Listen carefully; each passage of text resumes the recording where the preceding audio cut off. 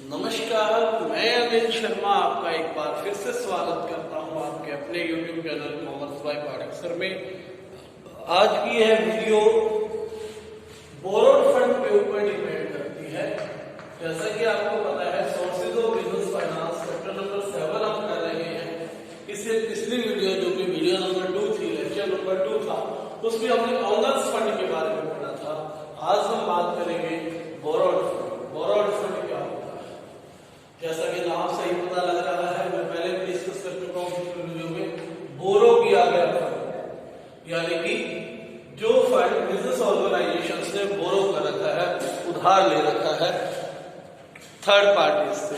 ठीक है, अगर ओनर से ले रहा है तो वो क्या होती है? ओनर्स फंड होता है ना। अब किसी और से बोरो किया है तो वो क्या बोरो फंड। इसमें हमारे पास 6 सोर्सेज हैं। सबसे पहला सोर्स मैंने लिखा है डिबेंचर्स एंड बॉन्ड्स, डिबेंचर्स। जिस तरह से पब्लिक को शेयर्स इश्यू करके फाइनेंस एकत्रित किया जाता है, इकट्ठा किया जाता है, वैसे ही पब्लिक को डिबेंचर्स भी इश्यू किया जाएगा। ठीक है, फर्क इतना है, शेयर से हम कैपिटल रेज करते हैं, डिबेंचर से हम लोन रेज करेंगे। These debentures are secured debentures.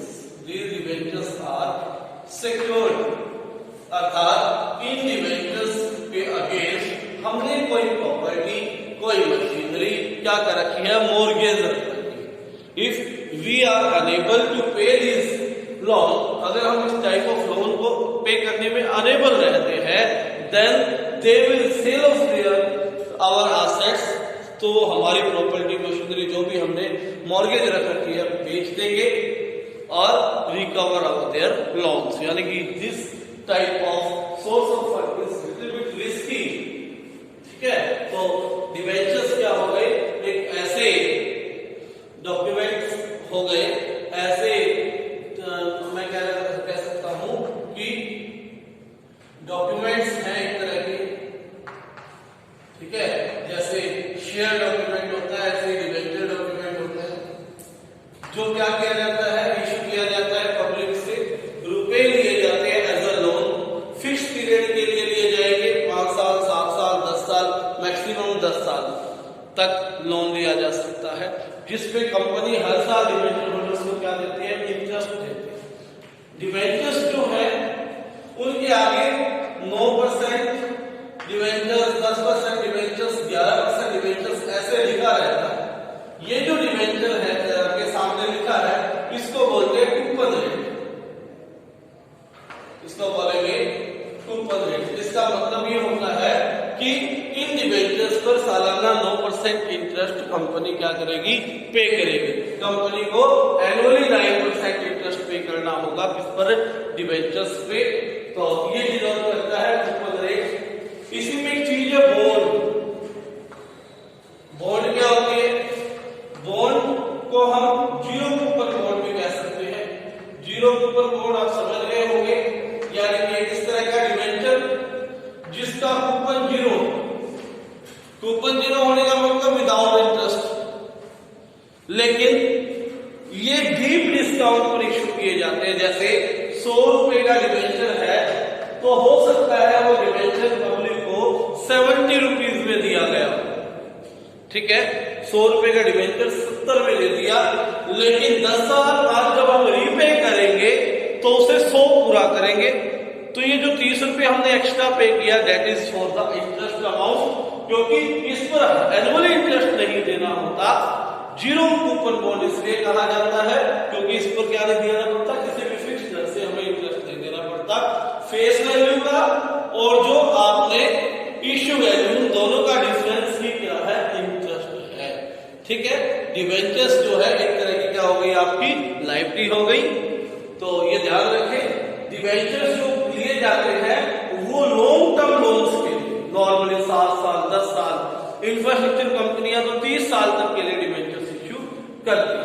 ठीक है, तो समझ में आ गया होगा कि डिबेंचर्स क्या होते हैं। उसके बाद आगे चलते हैं, आगे बढ़ते हैं। Loans from financial institution. Central government या गवर्नमेंट की अदर अथॉरिटीज ने टाइम टू टाइम कई सारे ऐसे इंस्टीट्यूशंस बनाए हैं जो इंडस्ट्रीज को क्या देते हैं? लोन्स देते हैं। जैसे IFCI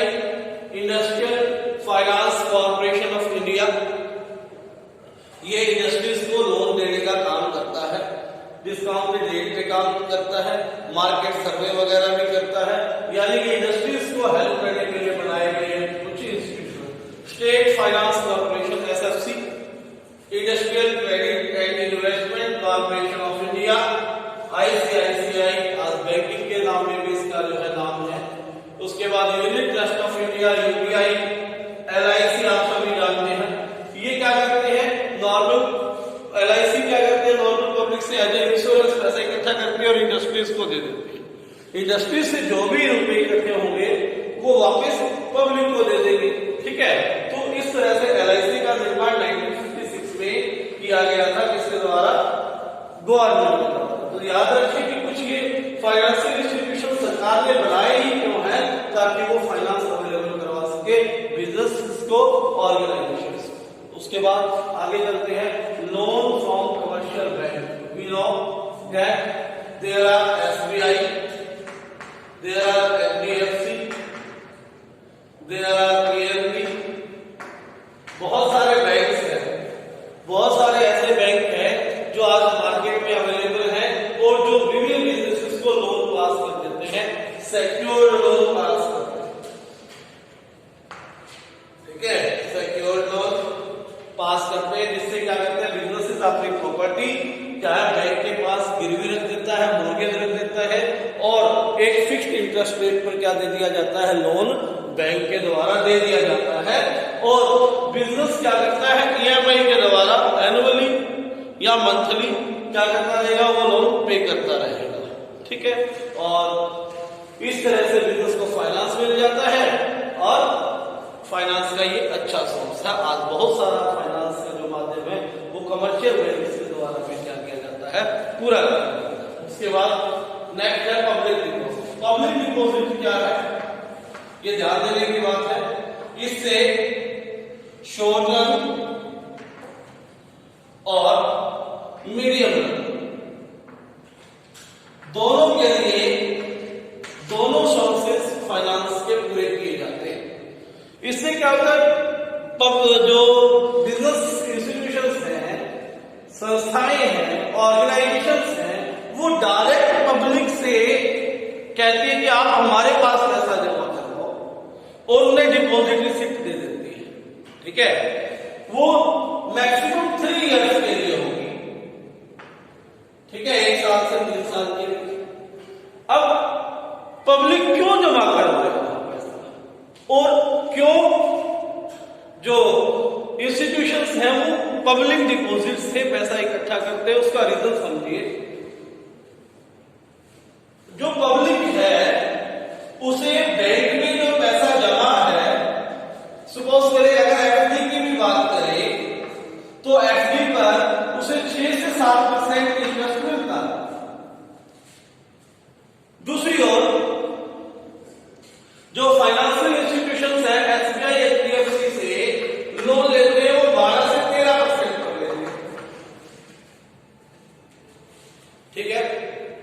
वो पैसा बैंक ने अपने पास से नहीं दिया, वो बैंक ने पैसा पब्लिक से लिया है, जिस पर वो 6-7% इंटरेस्ट देते हैं।